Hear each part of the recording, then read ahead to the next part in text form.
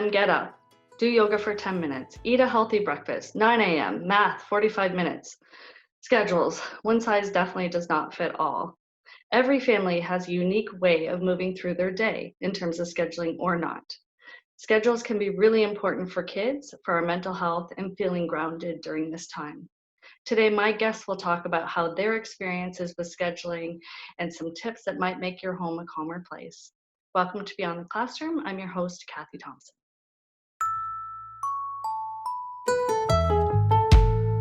My first guest today is Shelagh Cummins. Shelagh is a renowned business coach, consultant, and speaker who helps women business owners launch, grow, and scale their businesses. Shelagh has helped thousands of entrepreneurs unlock new levels of success, cash flow, and joy in their businesses. In addition to coaching, Shelagh engages and inspires audiences as a keynote speaker, trainer, and workshop facilitator. She is a busy mom of 3 children who are all in elementary school. Shelagh loves to watch her kids play hockey and even plays herself. I chose Shelagh to speak today about her take on being an incredible busy entrepreneur while managing learning at home with your 3 kids. So welcome to the show. Well, thank you for having me. No problem. I know we spoke a few weeks ago and you were telling me about how you're scheduling things because your husband and yourself are both really busy entrepreneurs and how you're managing learning at home. And I was really inspired by the way that you are able to manage everything and share those responsibilities at home. So I really wanted you to share that with everybody else. Well, thank you. And I just need to clarify that some days are better than others and many days are smoother and many are not. So let's just even the playing field here and set expectations realistically, because I think that's really our biggest job right now, is to reevaluate and reset our expectations of what we can do, really.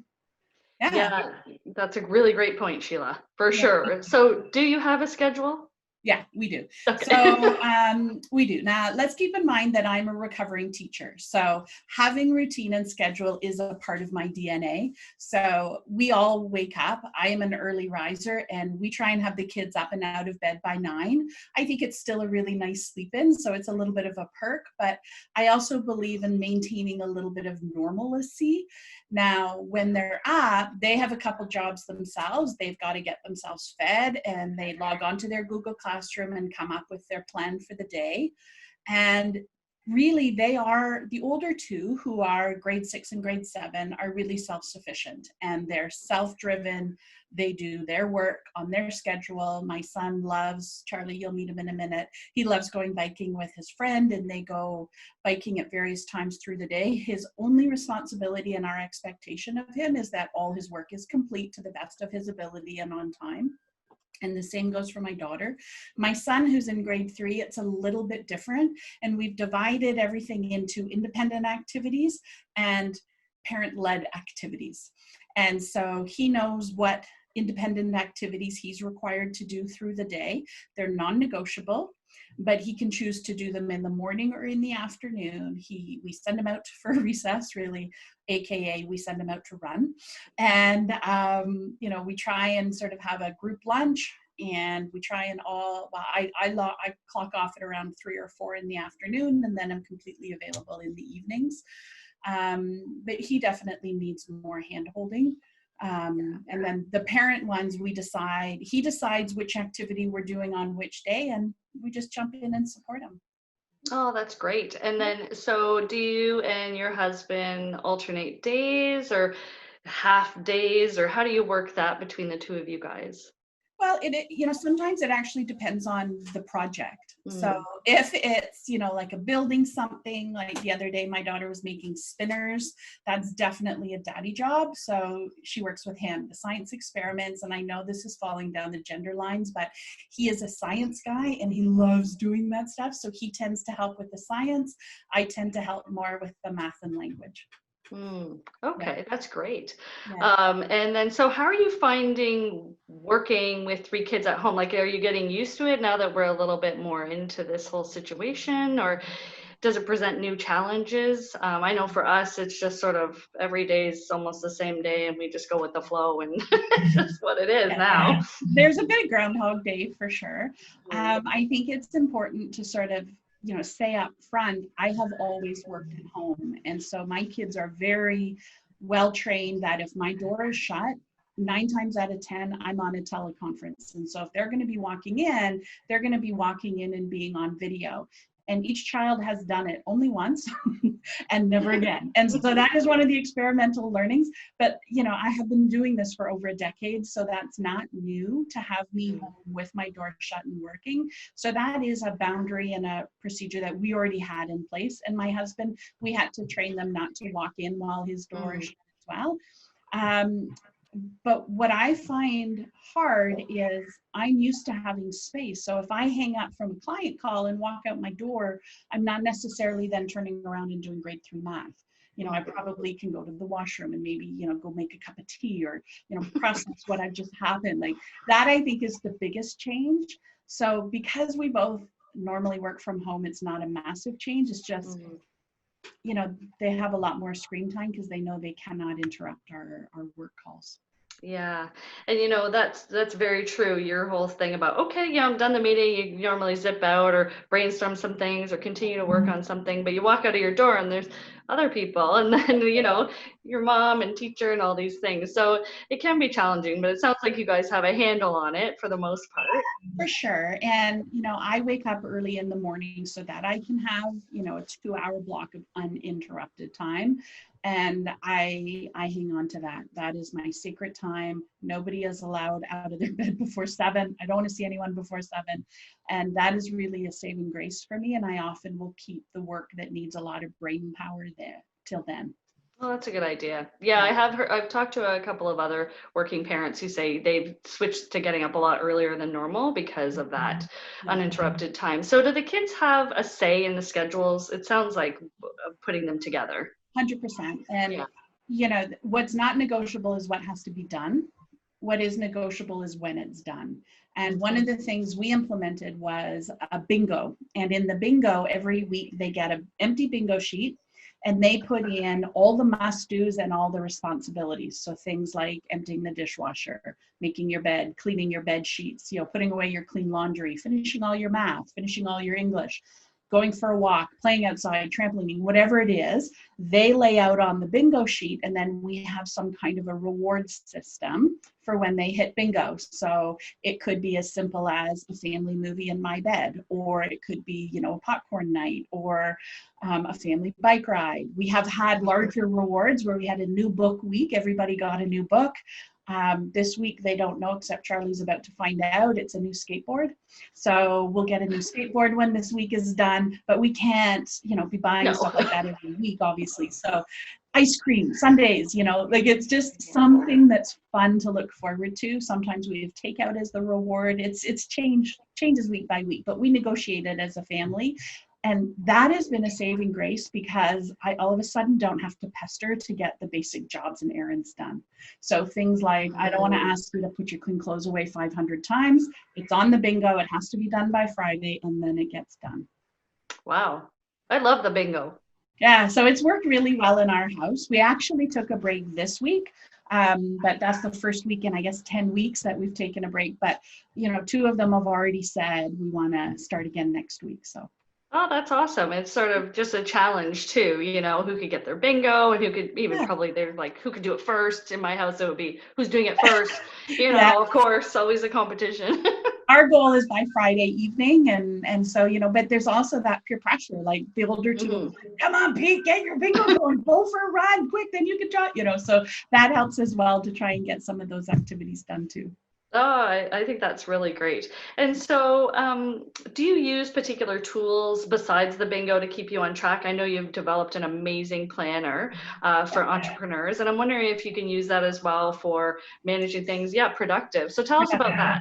So Productive is a time management tool that I use, and it's based on the Power Moves time management system that I train my women to implement. And it's just a way to stay focused and do strategical and intentional actions every week, so we're not wasting time on Facebook and Instagram and, going down 5 clicks from what we're supposed to be doing. It's what I use to keep myself on track, and it is the Bible for me. And I spend an hour every week planning out what's priority that week. When am I coaching? When am I running groups? What are the moves I need to make to move my business forward? I just launched a campaign this week. That's been, the last 4 weeks I've been gearing little pieces to get it done. It could work for the kids. But I think right now it's less about the larger goals for the kids and more about the micro goals. Like, let's get through all your math this week. Let's get through all your projects this week. Let's get you out moving this week and figure out how to play with your friends. So whether it's video games, the priorities are a little bit different as we're locked down still. Yeah, I think the productivity planner is awesome. I mean, I have one, of course, but I think it's just such a great tool to keep you on track, like you said, because right now time just seems to be going by so quickly. We're losing sight of goals. Things are just sliding off the plate, and it is such a really great tool. So thank you for developing that. Well, thank you. No problem. Well, Sheila, I just want to thank you so much for your time today. Just great ideas, great resources, and I love what you guys are doing at your house and ways to engage your kids and all of this. So thanks so much for being here today with me. Well, thank you for having me. My next guest today is Charlie. Charlie is Sheila's son. Charlie is a grade 7 French immersion student who loves all things Star Wars, Overwatch, and hockey. Since being on lockdown, he has launched a successful GoFundMe, resulting in the ability to purchase a 3D printer, which is being used to print much needed PPE gear, face masks, and clips for the frontline workers. Charlie plays rep hockey when the ice is open and has 2 younger siblings. Welcome, Charlie. Thank you. Wow, 3D printer. Yeah. Other kids are just getting through their math. What are you doing over there? It's running right now. Is it? We had a lot of problems for like the last 2 weeks, but it's finally fixed. Now we're back and running. That is amazing. What a great accomplishment and way to use your time helping so many people. So thanks for doing that. Thank you. So how are you adjusting to online learning? So doing school over the computer and not really in school seeing your friends? I'm finding it a little bit easier, mostly because there's a lot less work. It's taking me less time to do my work as well, which is sometimes a good thing because I get more time to play video games or go outside and bike or something. But less work is, I don't think I'm learning as much at school. Yeah, it is a little bit hard, right? Because the teachers have to teach to a certain level of students. And then when you're done, I mean, does your mom give you extra work? No. Oh, okay. That's cool.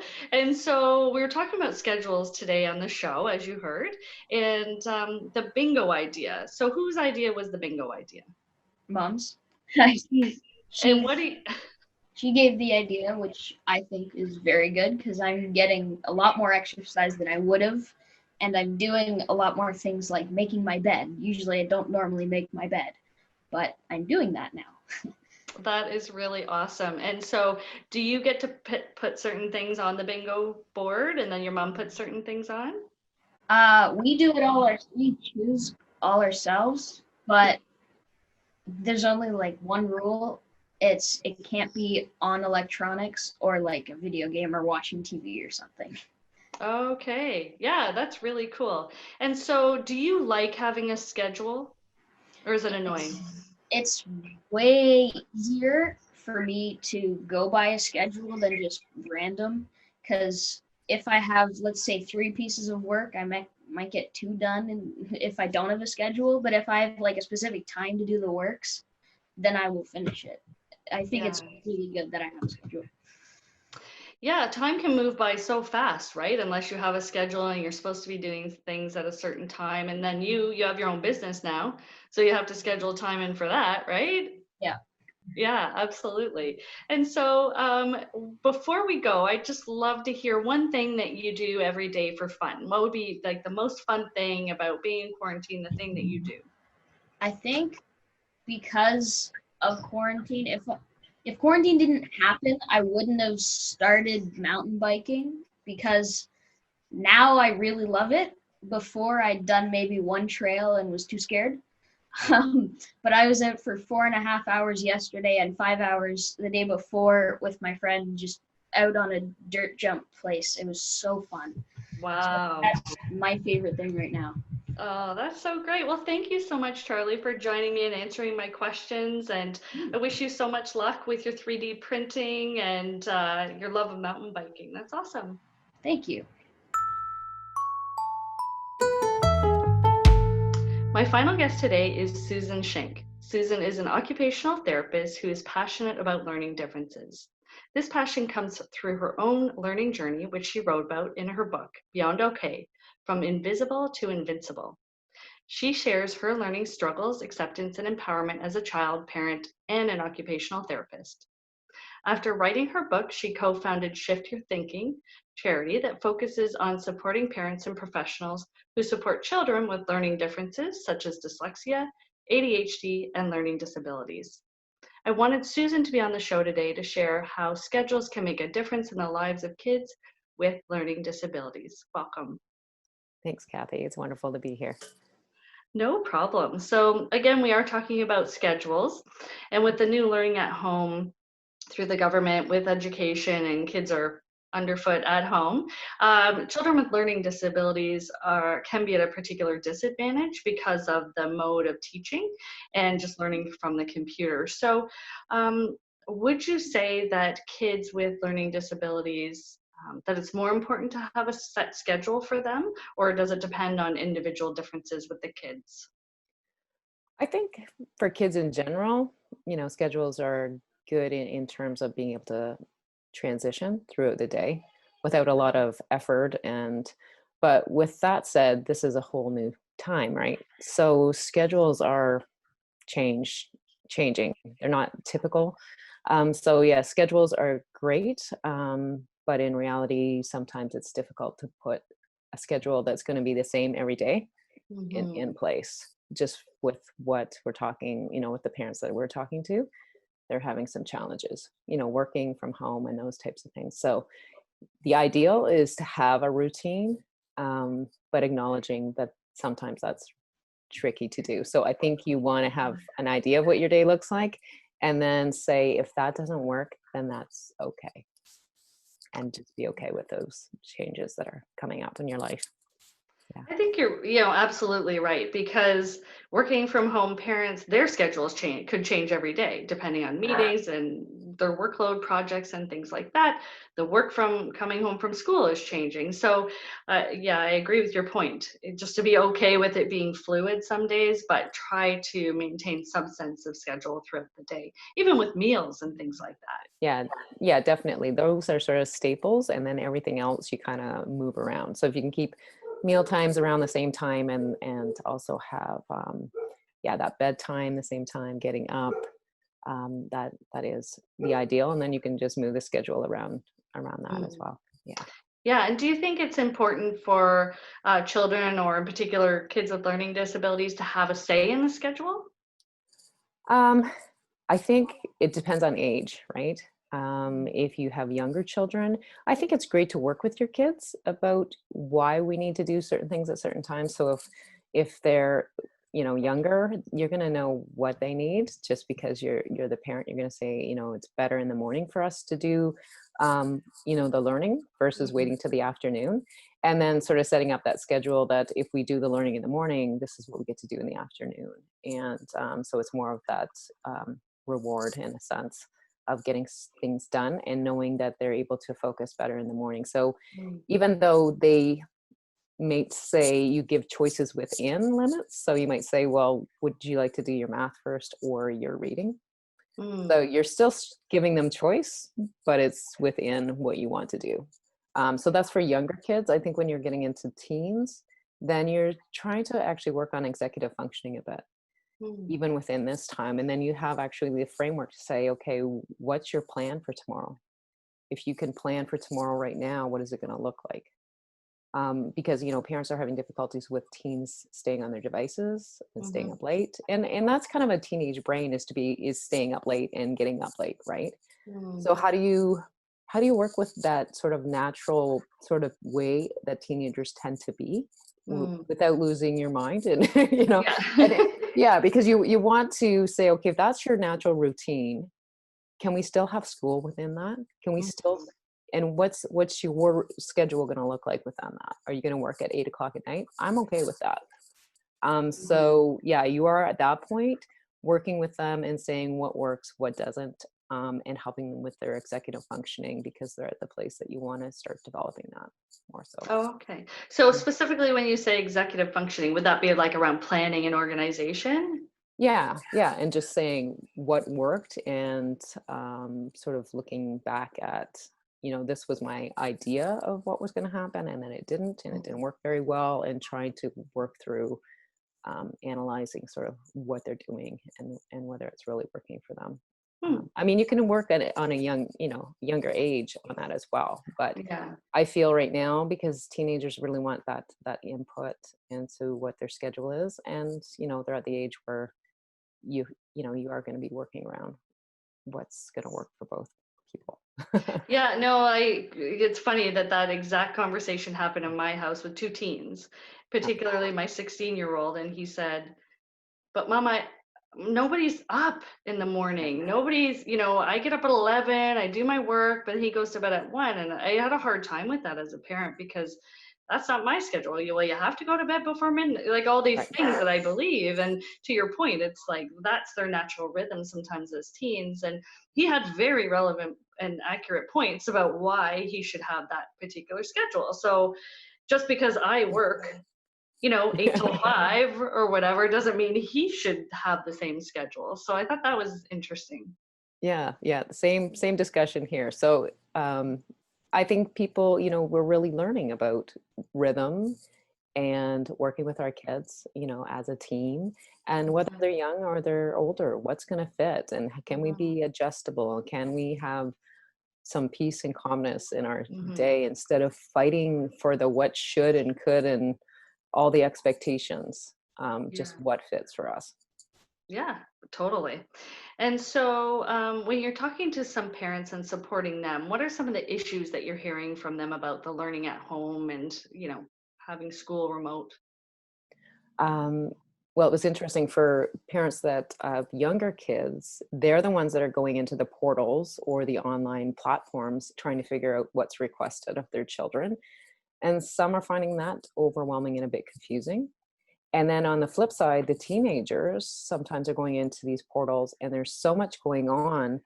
Really, they've been forced into like a post-secondary style of learning all of a sudden, right? Where they have to go into the portals, figure out what they need to do, learn it, and then submit it, which is a very high-end way of learning, which I think is great, but to do it very quickly is a challenge. So the challenges have been for parents to figure out what's expected of them for younger kids, and then for teens to adjust so quickly to a whole different independent way of learning.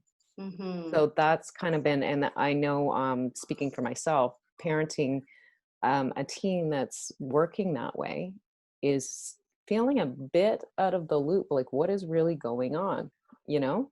Yeah, for you sure. don't really know what they're learning and not, and then the confusion around the expectations.